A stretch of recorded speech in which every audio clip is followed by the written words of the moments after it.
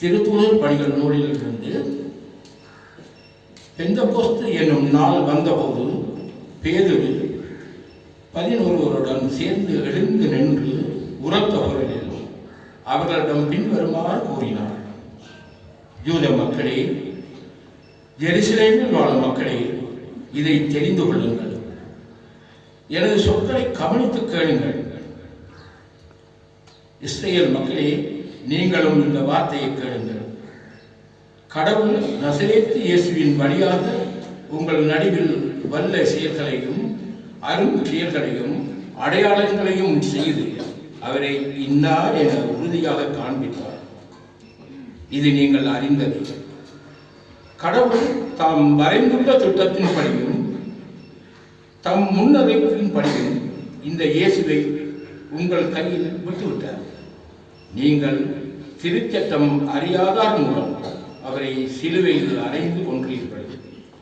ஆனால் கடவுள் அவரை மரணத்தின் வேதனையில் நின்று விடுவித்து உயிர்த்தெழச் செய்தார். ஏனென்றால் மரணம் அவரை தன் பிடியில் வைத்திருக்க முடியவில்லை.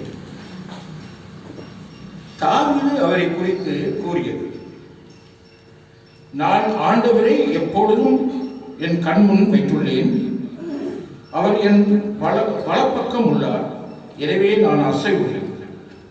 இதனால் என் இதயம் பேருதிகை கொள்கிறது. என் நான் மகிழ்ச்சியால் நிறைந்துள்ளது. என் உடலும் எதிர்பார்ப்பில் நிலைத்திருக்கும். ஏனென்றால் என்னை பாதாளத்திடம் ஒப்புவிக்க மாட்டீர். தூயவனை படுகொலியை காண விட மாட்டீர். வாழ்வின் வழியை நான் அறிய செய்வீர். உமது முன்னிலையில் எனக்கு நிறைவான மகிழ்ச்சி உண்டு. சகோதர சகோதரிகளே, நம் குல முதல்வராகிய தாவீதை குறித்து நான் சொல்வதை மறக்க மாட்டீர்கள். அவர் காலமாகி அடக்கம் செய்யப்பட்டார். அவர் கல்லறை இந்நாள் வரை நம்மிடையே இருக்கிறது. அவர் இறைவாக்கினர் என்பதால் தம் வழித்தோன்றல் ஒருவர் அவர் அரியணையில் வீற்றிருப்பார் என்று கடவுள் உறுதியாக ஆணையிட்டு கூறியதை அறிந்திருந்தார். அவர் கிறிஸ்துவின் உயிர்த்தெழுதலை முன்னறிந்து அவரை பாதாளத்திடம் ஒப்புவிக்க மாட்டீர். அவரது உடல் படுகொலியை காணவிட மாட்டீர் என்று கூறியிருக்கிறார். கடவுள் இந்த இயேசுவை உயிர்த்தெழச் செய்தார். இதற்கு நாங்கள் அனைவரும் சாட்சிகள்.